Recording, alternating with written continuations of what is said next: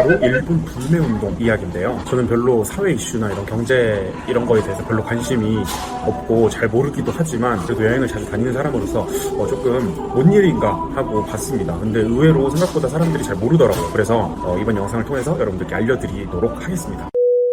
특히나 이제 일본이랑 한국은 워낙에 이제 역사적인 그런 것까지 묶여 있다 보니까 굉장히 예민한 문제가 아닐 수 없는데, 일단 뭐 일본 불매운동이다라고 해가지고 이렇게 난리가 난 이유는 이제 일본이 우리나라에 수출을 하고 있던 것들이 있었는데 그런 것들을 이제 규제를 하기 시작했어요. 플루오린 폴리이미드, 리지스트, 에칭가스, 아무튼 이렇게 듣도 보지도 못한 이 세 가지 품목을 일본이 우리나라에 수출을 하고 있었는데 그거를 굉장히 규제를 빡세게 한 거죠. 왜냐면 우리나라는 원래 화이트리스트라고 해가지고 이제 블랙리스트에 반대, 그러니까 그냥 그런 별다른 허가 없이 수출을 해주는 그런 나라였는데 그 화이트리스트에서 우리 나라가 빠진 거죠. 그래서 뭐 수출을 안 한다 이건 아니지만 규제가 빡세졌기 때문에 이제 수입할 때마다 신고를 해야 되고 허가 신청을 받아야 하는 그런 상황인 겁니다. 근데 이제 아까 그 말씀드린 그 세 가지 그 품목이 우리나라 산업이나 경제에 굉장히 핵심적인 반도체, 디스플레이 이런 거 만드는데 굉장히 중요한 소재라는 거죠. 그래서 이제 우리나라 디스플레이나 반도체 산업에도 조금 문제가 생길 거라고 보고 있습니다. 우리나라 기업들 중에 뭐 반도체나 디스플레이를 만들고 있는 그런 회사에서는 일본에서 수입했던 것들을 지금 갖고 있긴 하지만 그게 이제 다 떨어지면은 이제 그때부터 좀 문제가 일어날 거라고 보고 있는 것 같아요. 근데 일본이 그거를 발표하면서 공식 입장으로 냈던 말 중에 하나가 이제 일본이 우리나라랑 신뢰도가 되게 이제 떨어졌다, 약간 이런 말을 했어요. 그래서 이제 뭐 국가 평화와 안전을 위해서는 불가피한 조치였다, 이렇게 발표를 한 거죠. 그래서 우리나라는 갑자기 가만히 있다가 통수를 맞은 그런 격이 된 겁니다. 그렇다면 일본은 왜 이런 조치를 갑자기 발표를 했을까요? 그걸 또 알아봤더니 군함도 아시죠? 군함도 작년 말에 군함도에서 강제노동 그 피해를 받으신 분들이 그 일본 기업으로부터 손해배상을 받았어요. 그리고 대법원에서 이긴 겁니다. 그래서 이제 그 건에 대해서 보복성으로 수출 규제를 하지 않았나 그렇게 보고 있다고 하네요. 그래서 이제 우리나라 사람들도 굉장히 화가 나면서 뭐 인터넷에 불매운동도 하고 뭐 여행도 가지 말라 하고 약간 이런 바람이 좀 불고 있는 것 같습니다. 그래서 인터넷에 보니까 이제 막 일본 그 기업들 정리를 쫙 해놓은 그런 파일들이 많더라고요. 뭐 전자랑 카메라에는 뭐 소니, 니콘, 캐논, 올림푸스, 도시바, 산요 뭐 이런 게 있고, 자동차는 토요타, 혼다, 닛산 뭐 그런 거 있고, 뭐 너무너무 많아요. 뭐 지구촌 사회다 보니까 외국 브랜드를 우리가 소비하고 구매하고 이런 것들이 너무나 당연시 되다 보니 우리 라이프 스타일에 있어서 일본 브랜드가 굉장히 많은 것을 볼 수 있습니다. 그래서 이제 저는 여행 크리에이터로서 또 여행 정보들을 여러분들께 주는 사람으로서 무역 체제가 보편화되었습니다. 관세는 없다시피 해졌고 물류비는 감소했습니다. 세계 어디에 있는 물건이든 좋다고 소문나면 순식간에 정식 수입되고 있으며 그렇지 않아도 직구가 활발히 이루어지고 있습니다. 소비자의 니즈는 한결같습니다. 더 싸고 더 좋은 제품을 사는 것입니다. 수십 년 전만 해도 우리는 국내 제품들 중에서 제일 싸고 질 좋은 물건을 샀습니다. 그러나 세계화 시대인 요즘은 전 세계를 대상으로 제일 싸고 질 좋은 물건을 삽니다. 반면 국내에서 최고의 기술력을 자랑했던 기업은 세계 시장에서 기술력과 가격 경쟁력을 갖추지 못하면 더 이상 살아남을 수 없습니다. 일본 제품 불매운동의 결과 경쟁력을 갖춘 일본 브랜드는 한국 시장에서 먹히지 않게 됩니다. 그에 대한 반사 이익은 다른 해외 기업이 차지할 수도 있겠지만 아무래도 대부분 한국 기업이 가져갑니다. 이들은 기술력과 가격 경쟁력이 없어도, 즉 좋지 못한 제품을 만들어도 시장에서 초과 수익을 만들어낼 기회가 된 것이죠. 그럼 국내 소비자는 어떨까요? 국내 소비자에게는 일본 제품을 자유롭게 사용할 수 없는 분위기가 조성됩니다. 일본 기업 제품은 말할 것도 없고 일본 문화를 이용하는 것도 제약이 심해집니다. 일본 음식이라고 하는 초밥, 우동, 라멘을 먹는 것도 외국이라는 프레임이 씌워집니다. 국내산 광어로 초밥을 만들어도 와사비가 일본산이라면 불매운동에 거스르는 것이 됩니다. 소비자들은 먹고 싶더라도 외국노가 되지 않기 위해서는 불매운동에 적극 참여해야 합니다. 한편 시장경제 원리로 본다면 시장에서 일본 제품이 사라지고 국내 제품은 경쟁에서 유리해집니다. 유니클로에 밀려 저렴한 가격만으로 승부하던 지오다노는 예정된 할인 행사를 조용히 취소할 수 있습니다. 즉 시장에서 공급자의 수가 줄어든다는 의미이며 수요자의 선택의 폭이 좁아진다는 것입니다. 이는 소비자의 효용을 크게 감소시키는 것이며 숫자로 직관적으로 측정되기는 힘들어도 분명히 소비자의 희생을 수반합니다. 그렇다면 일본 정치 세력과 기업들은 어떨까요? 일본 정치에는 우리나라와 마찬가지로 혐한 감정을 조장하여 자신들의 영향력을 키우는 세력이 존재합니다. 한국이 반일 감정을 통해 불매운동을 진행한다면 한국이 이제는 일본 제품 불매운동을 한다라는 메시지를 열심히 퍼뜨리면서 혐한 메시지가 일본 내에 더욱 스며들게 되고 그들의 영향력은 증가합니다. 한편 일본 내의 친한파 세력은 영향력을 잃게 되겠죠. 일본 기업들은 분명 피해를 보게 됩니다. 질 좋아서 혹은 가격이 저렴해서 한국 시장에서 먹혔던 일본 기업 제품들은 판매가 저조해질 것이고 당연히 일본 기업들은 피해를 입을 것입니다. 그리고 그 이익 대부분은 한국 기업으로 넘어갈 것입니다. 여기까지 정리해보겠습니다. 정치 부분부터 정리해보면 민족주의를 통한 불매운동은 특정 정치 세력에 굉장히 유리해집니다. 그만큼 반대 정치 세력에는 불리해질 것입니다. 각자의 정치적 견해에 따라 입장이 다양할 수 있으므로 추가적인 논의는 생략하겠습니다. 그렇다면 경제 부분은 어떨까요?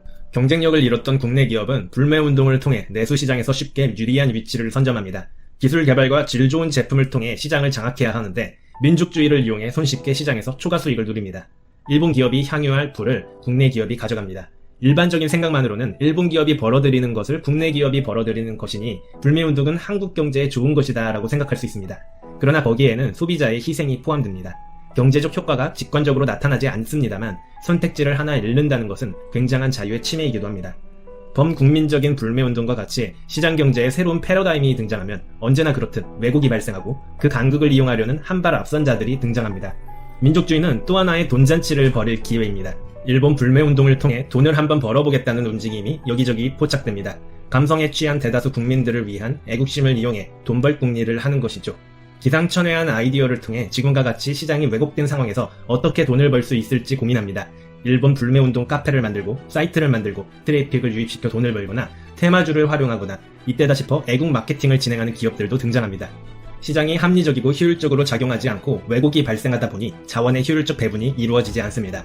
즉 질 좋고 가격이 저렴한 제품이 시장에서 승자가 되어야 하는데 그렇지 않은 현상이 발생하고 이런 간극을 이용해 돈을 벌겠다는 새로운 경제 주체가 나타난 것이죠. 그 결과 자원은 효율적으로 배분되지 않습니다. 하나의 예를 들어보죠. 불매운동의 일환으로 사람들은 질 좋은 일본산 필기류 대신에 국산 기업 모나미를 추천합니다. 그런데 모나미를 쓰면 애국자가 되는 것일까요? 한국 산업에 좋은 영향을 주는 것일까요? 그런 것 없습니다. 여러분들이 잘 써지지 않는 필기류로 교체하여 조금씩 스트레스를 받고 있는 와중에 자본시장의 프로들은 불매운동을 참여하지 않고 불매운동을 이용합니다. 일단 결과를 살펴보죠. 불매운동이 시작되고 모나미의 주가는 폭등합니다. 약 2배가량 폭등했습니다. 모나미는 일명 애국 테마주로 분류됩니다. 실체 없는 애국 감성에 도취된 자들을 지켜보며 모나미 주식은 테마주로 다시 태어납니다. 주가를 올리고 뒤따라오는 덜 떨어진 개미들에게 물량을 던지겠죠. 뻔한 레파토리입니다. 역시나 모나미는 모나미대로 주가가 오르자 자기 주식을 처분합니다. 그동안 주가가 바닥이라 못 팔았는데 간만에 주가도 폭등하고 블록딜을 할 만한 충분한 거래량이 나옵니다.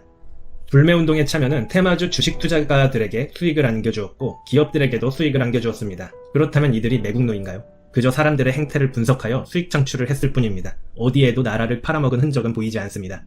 IMF 이후 1999년 출시한 바이코리아 펀드는 애국심 마케팅으로 대박을 친 사례입니다.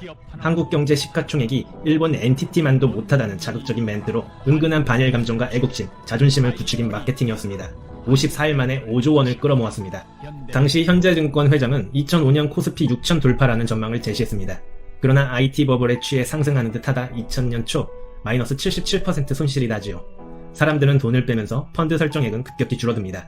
많은 평범한 서민들이 애국과 함께 돈을 불리겠다고 나섰는데 대다수가 개털이 되었습니다. 인터넷 댓글에는 자신과 경제적으로 아무런 상관이 없는 한국 기업들을 응원하고 일본 기업들을 저주합니다. 이기고 지는 것을 보면서 즐기는 것이죠. 이는 마치 프로야구 풀축구를 보는 듯합니다. 아스날을 응원하고 LG 트윈스를 응원하고 경쟁 절대적입니다. 일본인들은 전 분야에서 소니, 파나소닉, 샤프 등 자국 기업의 전자제품을 주로 사용하고 있지만 유독 스마트폰 시장에서만큼은 아이폰이 절대 강자로 군림하고 있습니다. 잘 모르는 사람들은 그 이유를 아이폰의 디자인과 기능, 브랜드 가치 때문이라고 했지만 진짜 이유는 따로 있었습니다. 바로 아이폰이 공짜폰이었기 때문입니다. 2009년에 소프트뱅크가 내놓은 iPhone for Everybody 캠페인이 그 시작이었습니다. 이 캠페인을 적용하면 아이폰을 실제로 0엔으로 구입할 수 있었습니다.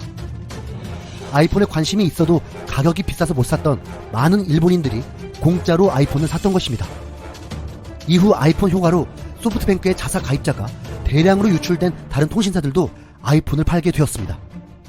2013년에도 NTT 도코모도 아이폰 5S, 아이폰 5C의 판매를 시작해서 아이폰 판매 경쟁은 더욱 심화되었습니다. 비싼 아이폰에 대한 통신사들의 할인 판매 경쟁이 아이폰을 가장 저렴한 폰으로 만들어버린 것입니다. 한 일본 통신사 임원은 가장 비싼 스마트폰 단말기가 가장 싸게 팔렸다. 경제 원칙이 무시되고 아이폰에 유리한 일그러진 시장이 됐다고 한탄한 바 있었습니다. 일본은 아이폰에 대한 보조금은 풀어주었지만 유독 삼성에게는 엄격했습니다. 실제로 지난해 지원되는 보조금은 애플이 72만원, 소니에는 52만원, 삼성에는 17만원에 불과했습니다. 일본에서 삼성의 스마트폰이 부진한 것은 한국 브랜드에 대한 부정적인 인식도 있었지만 근본적인 이유는 일본 통신사들의 특정 브랜드 밀어주기 전략이었습니다. 일본에서 삼성폰은 비싼 폰이었고 아이폰은 공짜 폰이었던 것입니다.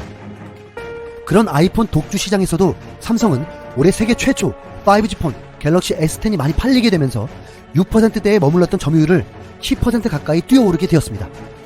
그 결정적인 이유는 삼성만이 애플도 소니도 내놓지 못한 5G 폰을 내놨기 때문입니다. 일본은 내년 도쿄올림픽에서 5G 상용화를 선포해 도쿄올림픽을 5G 올림픽으로 치른다는 계획을 세웠습니다.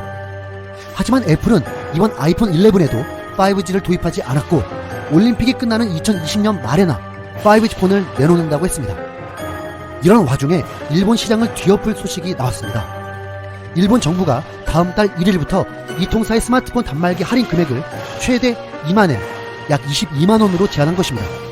그동안 70만원대의 과도한 보조금 혜택을 누려온 아이폰에게는 큰 타격이 되는 소식이었고 22만원보다 적은 보조금을 지급했던 삼성에게는 반가운 소식이었습니다. 니온 게이자이 신문은 지난 8월 총무성이 이 통사 보조금 제한 조치에 대한 의견을 모집했을 때 애플이 가장 강력히 반발했다고 했습니다.